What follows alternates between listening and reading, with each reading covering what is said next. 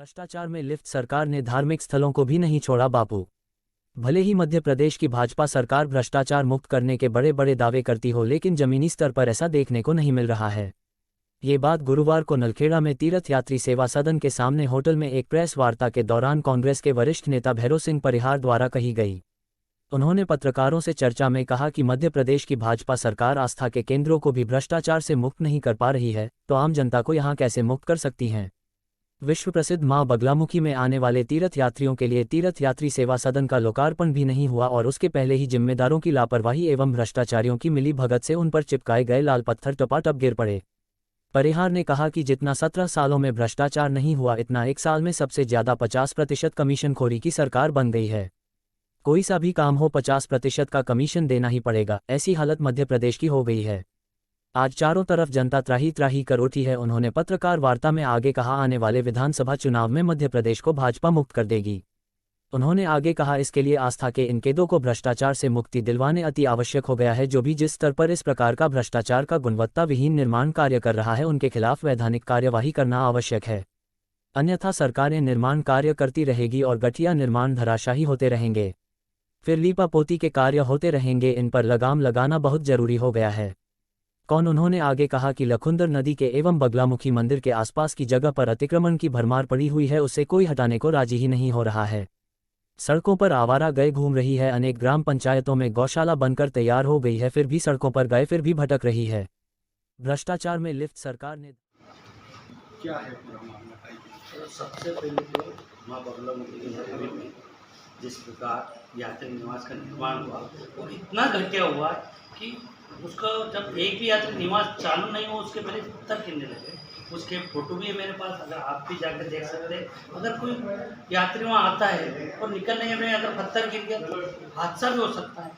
ये 50% जो कमीशन है या भ्रष्टाचार की सरकार कहते हैं वो जीता जाता उदाहरण। इसके पहले वहाँ का लोग का उदाहरण सामने आया। ऐसे ही है एक आस्था की नगरी, एक आस्था का माँ बगलामुखी की जो नगरी है, एक आस्था की नगरी है। जो निवास करते हैं वो आस्था के लिए आते हैं। कहीं कहीं श्रद्धालु पर या दर्शनार्थी पर अगर कुछ हादसा हो गया उसकी कौन जिम्मेदार? इसलिए हम कांग्रेस पार्टी के बैनर तले अगर उसकी सुनवाई नहीं होती, उस पर कार्रवाई नहीं होती, तो आने वाले समय में हम ज्ञापन भी देंगे, धरना भी देंगे और सड़क पर उतरना पड़े तो हम सड़क पर भी उतरेंगे, लेकिन उसकी जाँच करा के रहेंगे। प्रेस वार्ता बुलाएगी, के लिए बुलाएगी, क्या है? जो भ्रष्टाचार मध्य प्रदेश के अंदर भारतीय जनता पार्टी सरकार द्वारा हो रहा है और उसका जीता जाता उदाहरण हमको नलखेड़ा में देखने को मिला। आपको कि विश्व प्रसिद्ध मां बगलामुखी के इस प्रांगण में एक विश्राम गृह बना है।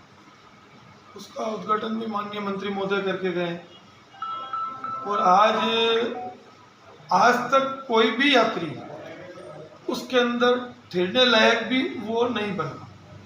आपने देखा होगा आज तक चालू नहीं हुआ, मंत्री जी कैसे उसका उद्घाटन कर गए। चारों तरफ से पानी टपकता है, पत्थर गिर रहे हैं।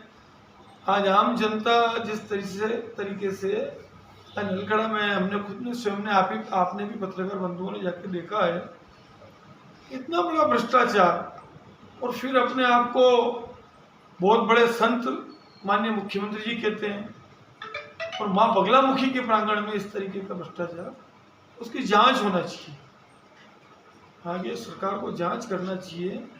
और जो बाहर से जितने तीर्थ यात्री आते हैं वो एक बड़ी आस्था लेके आते हैं, उनको रुकने की व्यवस्था नहीं है।